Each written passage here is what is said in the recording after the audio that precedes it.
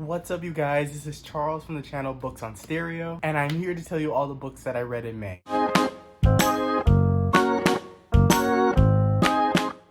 So in the month of May, I read 78 books. Like, seriously, who the fuck am I? And I also hit 500 subscribers. To celebrate, I just threw a giveaway, and I gave away a 3-month subscription to Audible. And the winner should already be announced on my Twitter. So congrats to the winner. Now, I know things are super crazy in the world and there's a lot of hurt. And for me, as a Black booktuber, I don't feel like I'm willing to record my thoughts and emotions on camera and put them on YouTube. But I don't really want to focus on that in this video. But I will create a list of some of my favorite Black booktubers, and I will try to scour all of YouTube and compile them all into one playlist so you guys can go and subscribe to them and diversify your subscription feed. Now let's talk about the books. So if you are new to this channel, you already know that I do not go through all the books that I read in a month because 1, I am too lazy, and 2, I read too many damn books to sit here and give you a review of all 78 books. That video will probably be over an hour and a half, and I do not feel like editing an hour and a half long video. But if you are curious about all the books I read in the month of May, I will link my Goodreads bookshelf down in the description box below. So I read 78 books, like I said before, not to toot my own horn. I have 3 books that I rated 1 star, 9 books that I rated 2 stars, 14 books that I rated 3 stars, 19 books that I rated 4 out of 5 stars, and finally I have 33 5-star books in the month of May. I know that is ridiculous. Up first, I have the Southern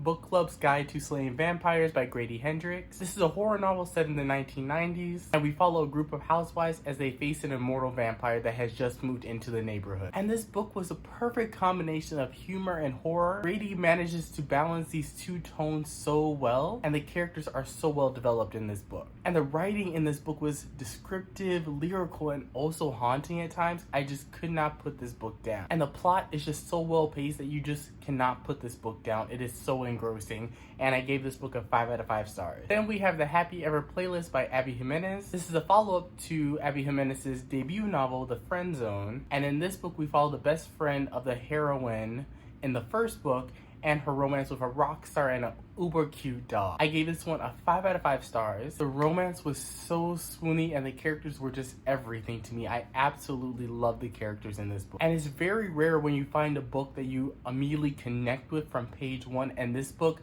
I was hooked by page 1 and I just could not put this book down. And I think in this book, the author handles difficult topics such as grief with more nuance than the way the author handled infertility in The Friend Zone. So if you read The Friend Zone and you really were kind of turned off by the way infertility was portrayed on the page, I think in the second book you will really appreciate how the author portrays grief. The writing was incredible, but the plot was, albeit a little bit predictable, but otherwise the plot was extremely satisfying. Up next, I have Punk 57 by Penelope Douglas, and this is a high school romance between 2 pen pals. And I fucking adored this book, and I gave it a 5 out of 5 stars. The steaminess in this book was just off the charts, and I devoured it in one sitting. I stayed up for like 5 hours reading this book. It was that good. I was a bit wary in the beginning because it was a little bit slow, but once the plot started to kick in, I was hooked. The characters were so engaging, and I love how the author wrote the dual POVs in this book. And seriously, I cannot wait to read another Penelope Douglas book because this book was the fucking bomb. And then I have Any Given Lifetime by Letta Blake, and this is a futuristic romance between an old man and his reincarnated husband. And in this book, there were 2 distinct timelines. There was the past and the present,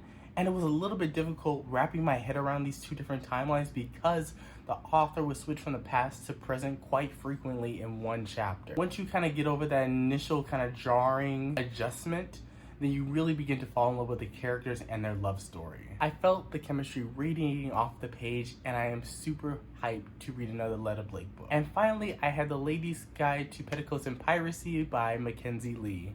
Wow, that was a handful to say. And again, with all the other books on this list, I fucking adored this book as well. I enjoyed this book from beginning to end, and I wish I could give it a rating higher than 5 out of 5 stars. This book for me is like a new all-time favorite. Not all-time, but in my top tier echelon of favorite books. And it was just fantastic. The characters, the humor, the plot, the writing were in true top form. And I loved how previous characters from the first book were kind of interwoven into this story without really detracting from Felicity's story. And I am dying for the 3rd and final book, which I believe is going to be released sometime in the fall.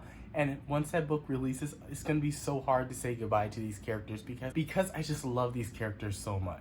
Alright, thank you guys so much for watching this video. Please be sure to subscribe, comment, and like this video. And don't forget to check out my Black Booktuber playlist that will be linked down in the description box down below. And I will also put up a little video card so you can just click on that, find new Black Booktubers, and support their voices more in this community. Thank you so much. Bye.